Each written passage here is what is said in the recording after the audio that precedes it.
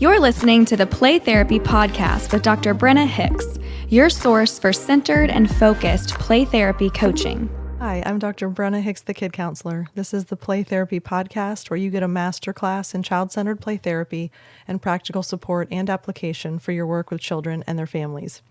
In today's episode, I am answering a question from Nell in Maryland.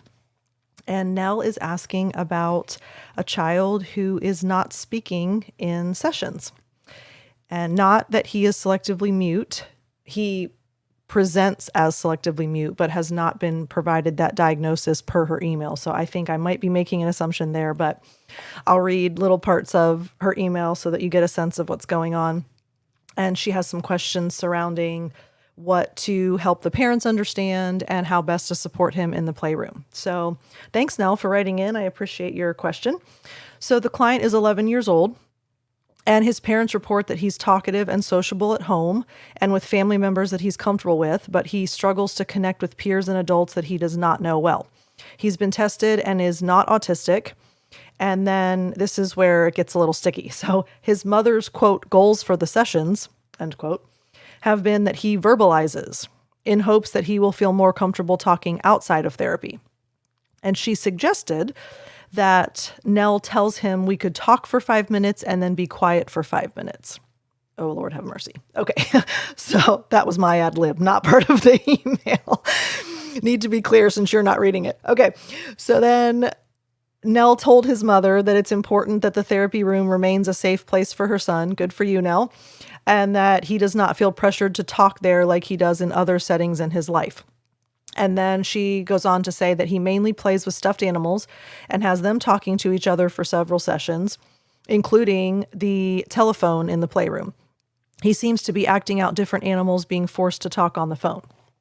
And then Nell says, I've been following the CCPT model since we started meeting, and I was hoping that as we continued to work together and he felt safe during our sessions, he would eventually start to talk.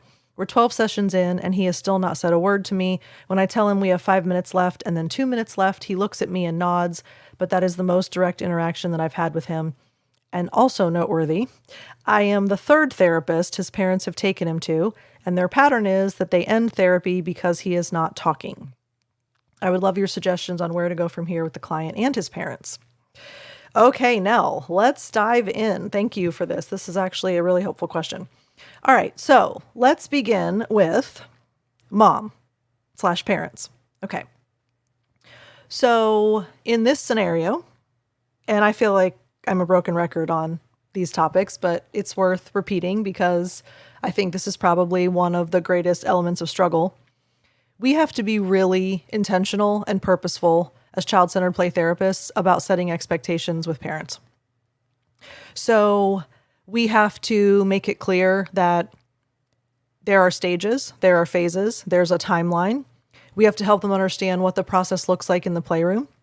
We have to help them understand what the child-centered model looks like. So Nell, I think first and foremost, obviously I suspect at this point you've probably met with them 3 times. If you had an initial parent consult and then a 5-week and then a 10-week, I suspect you've probably met with them 3 times, or at least I hope you have.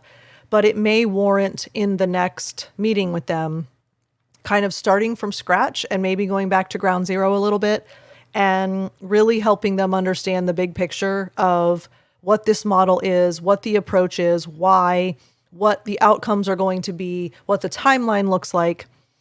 And I think that will get you further down this road with this family than you are now. So I would absolutely say that's probably the most important priority as far as mom and dad are concerned. But here's something else that you need to consider and work into the conversation, in my opinion. It sounds as though, and it obviously, I'm not there meeting with these parents, and it's hard to deduce just from one email, all of the exchanges that you've had and what those conversations have actually looked like. So I'm just going on what I've been given, and I might be misreading this. But if I'm reading it correctly, which I kind of think I am, it sounds as though mom, specifically, maybe both parents, are thinking that this whole issue is about him talking. And this is where not only are the parents wrong, but this is where your advocacy comes in. This is where your psychoeducation comes in. This is where your clinical training comes in. And this is where you help paint a very different picture. Because what is actually going on in a child that is not talking? Is this a talking, verbalization, communication issue? Absolutely not. What's the undercurrent root cause of this? I'm sure all of you just said anxiety. Good for you. Okay, so here's what parents need to understand. This is super heightened, unmanageable levels of anxiety. When a child chooses not to talk, whether it's diagnosable as selective mutism or not, it is a willful choice, but it is not a conscious choice. It is my anxiety is so overwhelming and my emotions are so big and I feel so overwhelmed, I clam up and can't say a word. So parents need to understand that this is not a talking issue and therefore talking is not the focus. And not that you have a focus. Let me make that clear. Child-centered approach, you don't go in with an agenda and you're not focusing on an issue, right? But either way, the issue and what the child needs to address is not the talking. It is the uncontrollable levels of anxiety. So here's what mom and dad need to walk away with. As he reduces his anxiety, and as he is better able to manage his big feelings, he will naturally feel more comfortable speaking. And he will naturally not feel so fearful of talking to people that he doesn't feel comfortable with. So if we only address the talking, that is a Band-Aid on a gaping wound. What we need to address is the massive levels of anxiety. So if mom and dad can grasp that, then hopefully they will have a better sense of what you're waiting for in the playroom and what you're expecting will unfold. All right, so now that we've talked about parents, let's talk about your little guy. All right, so first and foremost, you mentioned that he plays with the stuffed animals and has them talking to each other. Okay, so I'm going to assume that you mean that literally and that in session, he is actually having a dialogue between stuffed animals. So if he is voicing one animal talking to another, he is in fact talking in sessions. So let's make that very clear. I anticipate mom is wanting him to talk to you, but he is in fact talking in sessions and he's talking in front of you, which means that's already better than it sounds like what he does in other situations where he doesn't connect with peers or adults that he doesn't know. And I've worked with quite a few children that have been diagnosed with selective mutism. And there is a staged process of their overcoming their fear of speaking. So it's, I don't say a word, I don't make any noises, there are no sounds, I am completely mute. It usually starts with giggles or noises first, and then it moves into sounds, and then it moves into whispers, and then it moves into like one word at a time, and then it moves into several words strung together, and then it moves into full sentences. There is a very stair-stepped process that kids go through when they are developing a comfort with speaking.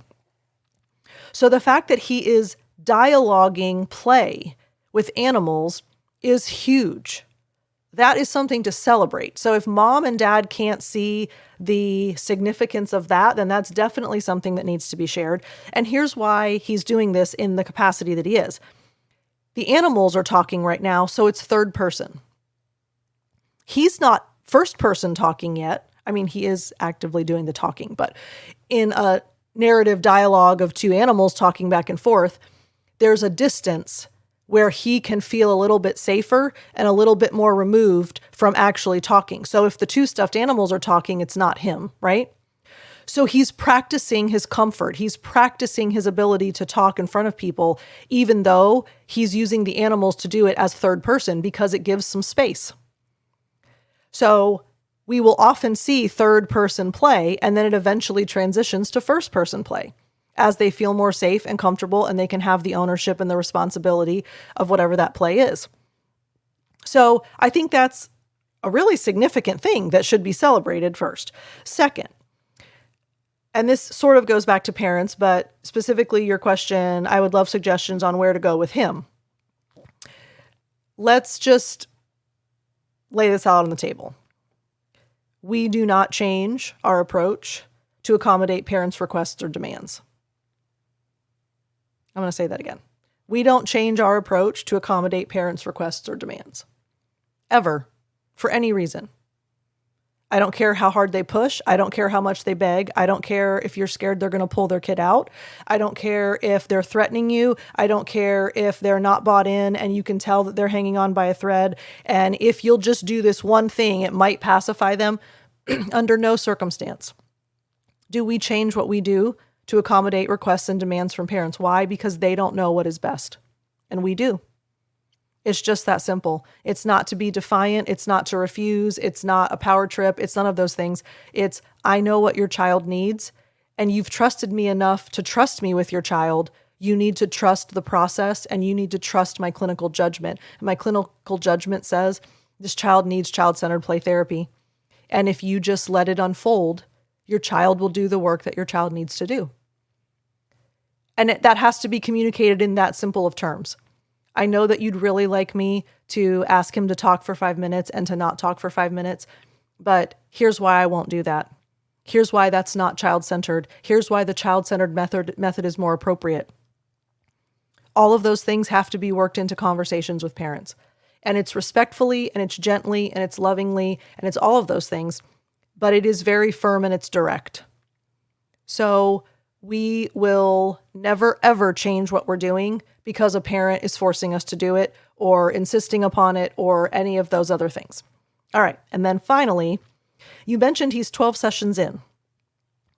That is only 25 to 30% of the way through the national average. 30 to 40 sessions is the average, with the meta-analysis study saying that 38 sessions was the magic number. So across 60 some odd studies, if children reached 38 sessions, their presenting issues were resolved. Well, 12 in, you're 30 or so percent of the way. So part of this is also setting expectations of timeline and the pace with which a child is going to make changes.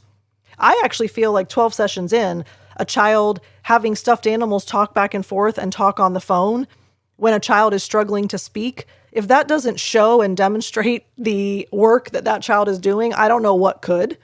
So I would hope that mom and dad would see how much he's working and that he knows what he needs to address, and he's doing that. But I think mom and dad might also need some perspective on, we're 12 in and we need to hit 30 to 40. So I think that will also help, because if you're the third therapist and the pattern is they end therapy because he's not talking, you may also want to, and gosh, I feel like all I'm doing is railing on these parents, and I don't mean for it to come across that way. Parents are our partners, right? So we have to honor and value and respect and understand and validate and all those things. So I don't want this to come across as just I'm negative against the whole thing. But here's what I might also throw into your next meeting. You know, I'm wondering, since I'm the third therapist, if maybe he's not talking to me and he's not moving forward at the pace with which you would like him to, because he's never really had an experience where he can complete his work. So I just wonder if maybe he doesn't think that this is going to last either. And so he's hesitant to really dive in, because if he's not going to be able to continue with me, there's really no point in him putting in the work.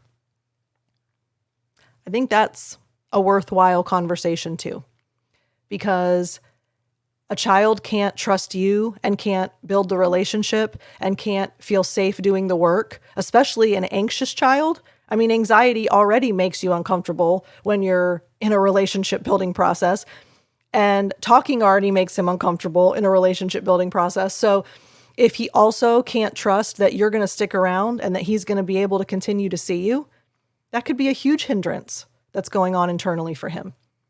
So that might be another conversational work in. All right. So I hope that y'all find that helpful. I hope that for those of you that might have pressuring parents and or children that are not talking, I think it's important to keep those things in mind. Oh, and by the way, I don't know if I've shared this story. I know I've talked about it before, but I don't know if it's been on a podcast episode or not. I had a child that did not speak to me one word for an entire course of treatment early in my career. He would talk to me before the session started. As we were walking back to the playroom, he would chit chat about school and church and his day and what he did that weekend. But as soon as we walked into the playroom and shut the door, he was completely silent for the entire 50 minutes. And I went to a play therapy conference, walked up to a child-centered play therapist presenter, and I expressed my confusion and frustration that this child was not speaking to me in session. And I said, and I don't know. I mean, I reflect and I track and I use the reflective responses, but I mean, he doesn't give me anything to work with. I have no idea what's going on. And she just kind of cocked her head with this sweet little smile and said, "Yes, you do." And that's all she said. And I just remember being like, wait, what? And it hit me like a gut punch, right? Like, oh my gosh, I've been expecting this kid to talk to me.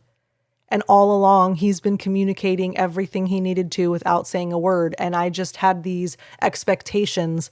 And therefore, because they weren't being met, I was just distracted by my need for him to talk. And I have never forgotten that. And I have never done that again. A child does not need to talk to you for child-centered play therapy to work. So don't get caught up in the pressure, Nell, of a parent expecting that. And for all of us, we can't have the desire for a child to verbally communicate with us in the playroom. That's not part of the deal. The child-centered way is you choose what you want to do. And if you choose to be silent, the work still gets done and we still unconditionally accept you and we still trust the process. Because they've proven that CCPT works with children that have apraxia and aphasia and speech delays and speech difficulties and the inability to speak. They've proven it's effective with traumatic brain injury where people have lost their ability to communicate verbally. So we don't need to expect a child to speak.